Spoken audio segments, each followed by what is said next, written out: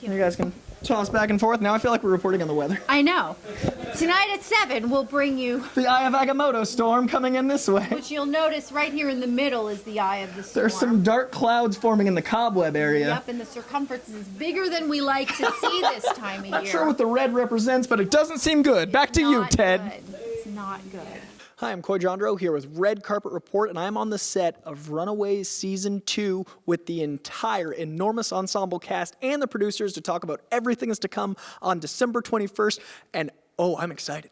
So I'm here with two of the parents of the Pride, some of the most evil of the Pride, / totally good people. Now, the thing about this show is that these characters are evil on paper, but they're really, really likable, and you actually understand where they're coming from. Yeah. When you first read the script, what was it like to go, oh, that's a thing I can totally, yeah, that makes sense? Would you want to start? Sure. He's got a pretty good theory on the evil part. So Okay. Oh, yeah, I'm the going to theory. pass it over to my TV husband. That was one of the things that I thought maybe wasn't so great about the setup for the show, which is that we're doing a show about teenagers that find out that their parents are villainous and evil, which is every teenager on Earth. Yeah. But then you get a little older and you figure out that your parents aren't actually villains, and you find out the complexities of what your parents were going through, and you're like, oh, I understand a little more. And the great thing about the show is that's where we live. Yeah.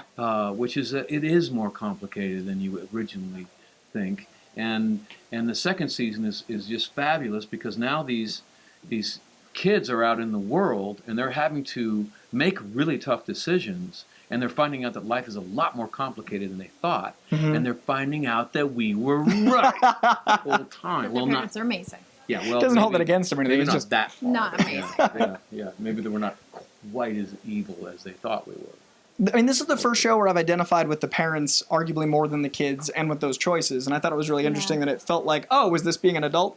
And the show captures that really amazingly. So for a young adult show, having that perspective, how's that like with the audience reception? How's that been to experience? You know, my favorite part about this show is that, like, my cousin has 2 teenage kids, and they can all watch the show together, and Yeah. everybody totally enjoys it. It's not like the parents don't really like it and watch it because their kids like it. Like, everybody has someone that they can relate to. I love that. Yeah. And Josh and Steph do such a great job of all of the characters feel really well-rounded and like real people. I was just talking to one of our writers. I was like, all these fantastic things happen on the show, but the basis of the work is like very grounded and real. So Yeah. you're able to kind of take that Marvel journey.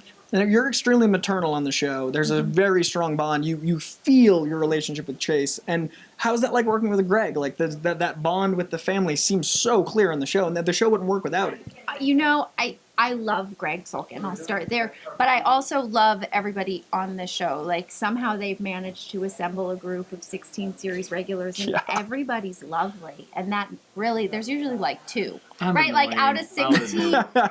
Yeah, but it's like your thing. It's fine. It's all good. Everyone said it, so I don't feel like you're the 2 odd people out. So you're safe in that everyone loves everyone, not like Everyone we love loves- everyone. No, but like everybody really loves everyone, and everyone's very different. And sometimes when you stick 16 very different people in a room, it can get really ugly. But Yeah. I feel like it's just really cultivated an interesting working environment, Yeah. because we also all have like very different ways of working. Like, I'm more emotional and I try to stay loose. You're very serious and you're very calculated in the way that you know that you want to approach the scene. Yeah. And But it works. it works. And on TV, it shows that everyone has their pocket, and then it all comes together, and you're like, how does this... It's like the know. Ocean's cast works on TV every week. Yeah. Now, I remember the first season shooting with Greg and then giving him a bunch of advice about the perils of fame. Because he asked, and remember, he was ego. like, do you guys have any advice for me? I was like, you're going to be fine. No, you realized it quickly. It took me about halfway into the season, I realized he doesn't need any help with this stuff. He's just a great guy. He's like, he's going to be fine. I wrote a cover story for Greg for a magazine. We sat down for coffee, and everyone around was like, and Greg was more calm than I was with that. Like, he's so chill, and the world is so even keel, and Greg's he got a good kid. We've done a good job. Yeah, and like he was giving advice to one of his friends going through a hard time, and he was talking about it to me, and he was giving advice to his friend of stuff that I've only learned in the last like 2 or 3 years of my life. Yeah. I wouldn't. He was giving me real estate advice, and I was like, wait a second, what? Wow. No, So this is like emotional stuff. This is like deep he's next stuff. level. Like Greg's great, and that the show works because all the kids are so mature but still kids, and the Yes. adults are all complex like adults are. Or you could say immature. It's I mean, okay. it totally there's a balance. You've been here in the comic world for long enough to see this rise. Like, you know, the like Smallville era, the things were different then. Comics weren't as widely accepted. What's it like to have been from the inside looking out, seeing what this has become? Now Marvel's the brand. Yeah, you know, I always felt that genre projects can talk about things more directly than, say, a cop show. Yeah. Because we have a kind of a deniability. We're just talking about spaceships and aliens after all. I mean, you don't have to admit that we're actually kind of going underneath the armor of the audience and delivering something that might be even painful to think about. Yeah. And so I've always thought that superhero stuff, sci-fi stuff, fantasy stuff is inherently subversive, and I've always been really proud to be a part of that. And it has been delicious to watch it catch on. Yeah, and this show even applies. Like, this is the OC for Marvel, and I didn't watch the OC, but I love this. So it's a beautiful thing that even my expectations, there's so much subject matter you guys can cover. And I'm excited for season 2 because now that they've run away, this is kind of where the book kicked off. Yeah. And as a giant Brian K. Vaughan fan, I'm excited to see you all did an amazing job staying in character, but also weaving your own narrative.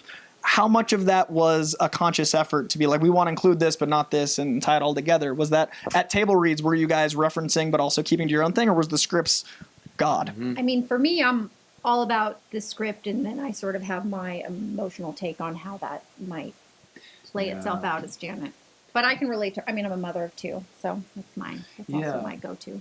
I did a project, a French television show that was based on heavy metal, and we were religious about keeping to the panels and doing exactly what the comic did. Right. And I ended up feeling like I was recreating a role that had already been played better.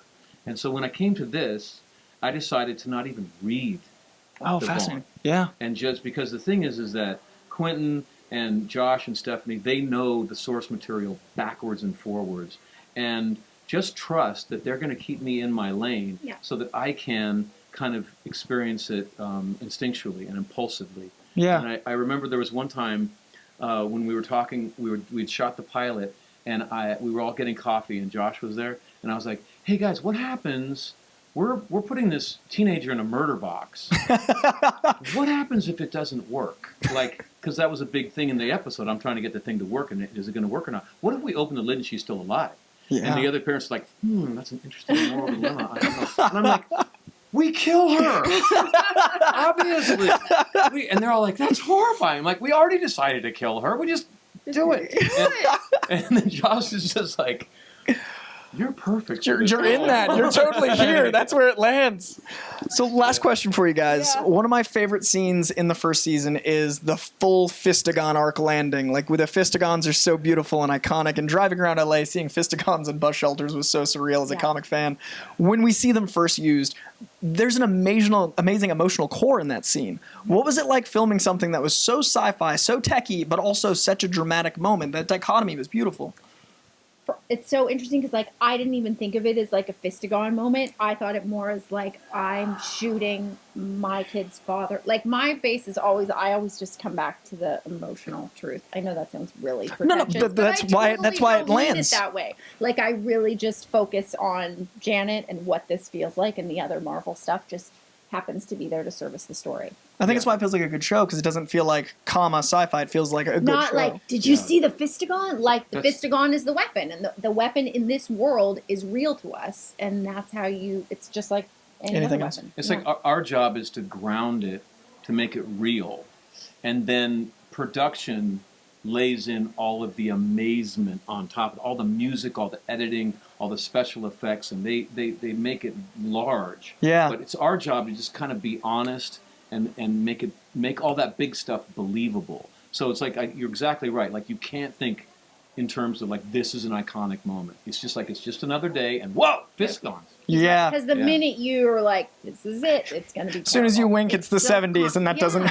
Yeah, and it is. It's why the show is working, because I feel like there's like an unwritten rule that's how everyone approaches this good work. It totally translates and it really plays, and I love the show, and the expectations were high. Oh, I love the It work, is man. I appreciate great it. to Thank hear, you so man. much. Yeah. Thank you If guys. you ever want to do the weather again, We're totally we ready. did a I was full thinking fake weather report. we had an Eye of Agamotto hurricane Yes. storm. I'm That so was sorry, but like Ryan and Angel called me over to do an Instagram story. And I'm Of like, course they okay. did. because they're the Wilders in real life, just wandering to and fro. Wandering around with the phone. Yep, it totally All right, plays. well, nice to Thank meet you so much. It was Thank wonderful to meet you. Does Thank this you really guys. even work, And I'll or send is it. just holding it in This is the prop so we can yell over things and hope it lands. Sorry. So I've been Coy Jandreau. The cast is incredible. So many of them know and love comics. If you like this video, click like, subscribe for more, and hunt me down on Twitter @Coy Jandreau. And thank you so much. I cannot wait for Runaways. Appreciate it.